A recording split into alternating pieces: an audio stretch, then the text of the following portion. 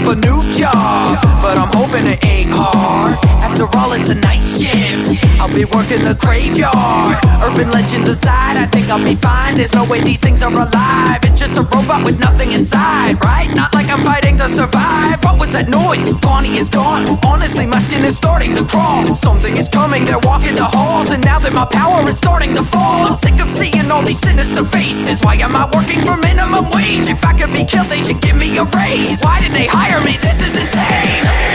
Enjoy your 5 long nights. Kick back and grab a slice. If you get hurt on the job, we cannot cover your loss. Get to 6 and you'll be fine.